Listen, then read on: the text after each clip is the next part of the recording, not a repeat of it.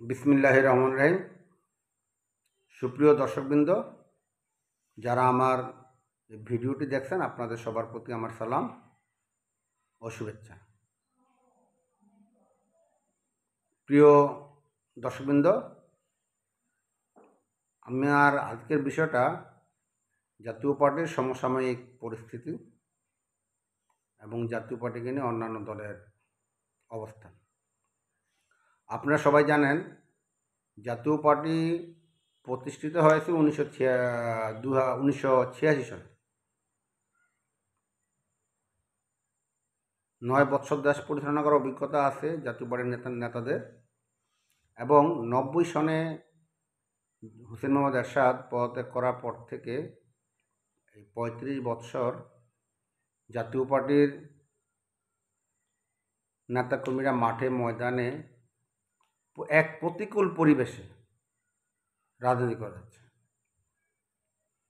যখনই যে দল ক্ষমতায় আসছে অথবা যে সমস্ত শক্তি ক্ষমতায় আসছে, তাহারা সবাই জাতীয় পার্টির প্রতি বিমাতা সুলভ আচরণ করছে, সেটা হোক দলীয় সরকার অথবা নির্দলীয় সরকার। কিন্তু এত কিছু পরও জাতীয় পার্টি হারিয়ে যায়। শেষ পর্যন্ত তারা জাতীয় পার্টির মধ্যে একটা গ্রুপিং করে জাতীয় পার্টিকে দুর্বল করে দেওয়ার ষড়যন্ত্রে মেতে ওঠে।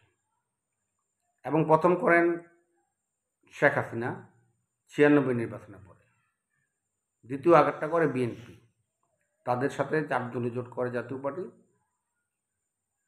এবং তৎকালীন রাজনৈতিক প্রেক্ষাপটে 4 দলীয় জোট করার কারণেই মূলত এরশাদকে জেলে যেতে হয়। শেখ হাসিনা একটি মামলা এরশাদকে জেলে পাঠান। এরশাদ জেলে থাকা অবস্থায় জাতীয় পার্টিকে নাজিউর রহমান এবং কাজী ফিরোজ রশিদ দ্বারা বিএনপি দ্বিখণ্ডিত করে এবং এরশাদকে জেলে রেখে বিএনপি নির্বাচনে চলে যায়। 1/11 সরকারের সময় দেখলাম মিডিয়ায় আলোচনা হয়তো -2, আসলে বিষয়টা ছিল -3। শেখ হাসিনা খালেদা জিয়া অন্তরীণ হয়েছেন, কিন্তু এরশাদকে রাজনীতি থেকে দূরে সরে যেতে হয়েছে। আজকের যে ব্যারিস্টার আনিসুল ইসলাম মাহমুদ, উনি নতুন দরবেশ হয়েছেন। এই দরবেশ 1/11 সরকার সাথে হাত মিলিয়ে এরশাদকে কোণঠাসা করে। এই আনিস মাহমুদ জাতীয় পার্টির ভারপ্রাপ্ত চেয়ারম্যান হয়েছিলেন, এরশাদকে রাজনীতি থেকে সরিয়ে দেওয়ার চেষ্টা করেছিলেন। তেমনিভাবে বিএনপিতে হয়েছে, আব্দুল মান্নান মিয়া বিএনপিতে, আওয়ামী লীগের একটা গ্রুপ ছিল যারা মূল নেতৃত্ব সরিয়ে দেওয়ার চেষ্টা করছে 1/11 সরকারের সাথে। সেই অবস্থায় জাতীয় পার্টি 2008-এর নির্বাচনে অংশগ্রহণ করে। 2014-তে আবারও বিএনপির পক্ষে কাজী জাফর আহমেদ জাতীয় পার্টিকে থেকে বেরিয়ে যায় এবং নিজে জাতীয় পার্টির গঠন করে। 14 থেকে শেখ হাসিনা বারবার চেষ্টা করছে জাতীয় পার্টির মধ্যে একটা উপদল সৃষ্টি করে জাতীয় পার্টিকে নিঃশেষ করে দেওয়ার জন্য। শেষ পর্যন্ত উনি নিজে নিঃশেষ হয়ে গেছেন। 2024 সালের 5ই আগস্ট উনি ক্ষমতা হস্তান্তর করার সুযোগ পান নাই, উনি দেশ ত্যাগ করেছেন। কিন্তু জাতীয় পার্টি টিকে আছে। এখন আবার আনিস মাহমুদরা জাতীয় পার্টির নামে জিগির করে, কিন্তু মূলত আমরা যতটুকু জানি বর্তমান সরকারের ছত্রছায়ায় এবং একটি বড় দলের মহাসচিবের সাথে যোগাযোগ করে তারা জাতীয় পার্টি দ্বিখণ্ডিত করেছে। কিন্তু এত কিছুর পরও জাতীয় পার্টিকে দমানো সম্ভব হয় না। আজকে 23শে আগস্ট জাতীয় পার্টি শুধু ঢাকা মহানগরে 3টি প্রোগ্রাম করেছে। জাতীয় শ্রমিক পার্টির কর্মী সভা করেছে, জাতীয় স্বেচ্ছাসেবক পার্টির যৌথ সভা করেছে, এবং বিকেলে জাতীয় পার্টির মাননীয় চেয়ারম্যান GM কাদের সহ জাতীয় পার্টির নেতাদের নামে মিথ্যা মামলা প্রত্যাহারের প্রতিবাদে বিক্ষোভ সমাবেশ এবং একটি বিক্ষোভ মিছিল বের করে। আজকে যারা জাতীয় পার্টির মিছিলটি দেখছেন তারা বলতে পারবেন উল্লেখযোগ্য লোকজনের উপস্থিতি ছিল। এটা কারণ হইল যে দালালরা বিগত সময়ে দলকে ব্ল্যাকমেলিং করেছে, জিএম কাদেরকে করেছে, তার আগে হুসেন মোহাম্মদ এরশাদকে করেছে। হুসেন মোহাম্মদ এরশাদও ওদের কাছে অসহায় ছিল। আমি তো একটু আগে বললাম 1-11 সময় হুসেন মোহাম্মদ এরশাদ দায়িত্ব ছেড়ে দিয়েছেন ব্যারিস্টার আনিস মাহমুদের কাছে। আনিস মাহমুদ ভারপ্রাপ্ত চেয়ারম্যান হয়েছিলেন। এদের কাছে এরশাদও জিম্মি ছিলেন। কিন্তু ওরা যখন দল থেকে বেরিয়ে গেল, আসলে ওরা যাওয়াতে দলের যে তৃণমূলের নেতা কর্মীরা আছে, সমর্থকরা আছে, তারা কিন্তু উল্লাসিত, তারা কিন্তু খুশি হয়েছে। ওদের যাওয়াতে মন ভাঙেনি, বরঞ্চ জাতীয় পার্টির তৃণমূলের নেতা কর্মী অনেকটাই খুশি হয়েছে এবং তারা এখন জাতীয় পার্টির বিভিন্ন প্রোগ্রামে স্বপ্রণোদিত হয়ে অংশগ্রহণ করছে। আজকের প্রতিবাদ সমাবেশ শেষে বিক্ষোভ মিছিলটা তার একটা প্রমাণ। এবং একই দিনে শুধু ঢাকা মহানগরে 3টা প্রোগ্রাম করাই জাতীয় পার্টির সক্ষমতার প্রমাণ।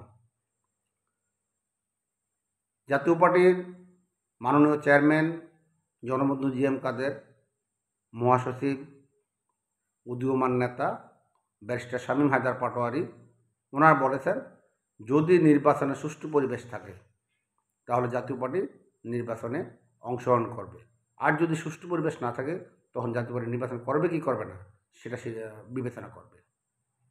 জাতীয় পার্টি যে 300 আসনে নির্বাচন করার সক্ষমতা রাখে এটা নিন্দুকেরা ছাড়া সবাই বিশ্বাস করে এবং প্রত্যেক আসনে 2 জন 3 জন 4 জন এমনও আছে, এমন আসনও আছে 7 জন 8 জন প্রার্থী আছে এবং তারা সবাই উপযুক্ত। জাতীয় পার্টি 300 আসনে প্রার্থী দেওয়ার মতো সক্ষমতা রাখে এবং জাতীয় পার্টির যে ভোট ব্যাংক আছে সেটা উল্লেখযোগ্য। 1991 নির্বাচন থেকে অদ্যাবধি জাতীয় পার্টি প্রমাণ করছে প্রতিকূল পরিবেশের মধ্যে থেকেও, নির্যাতন নিপীড়ন ষড়যন্ত্রের পরেও জাতীয় পার্টি তৃতীয় বৃহত্তম দল হিসাবে সবসময় টিকে ছিল এবং নিজেকে প্রমাণ করতে সক্ষম হয়েছে।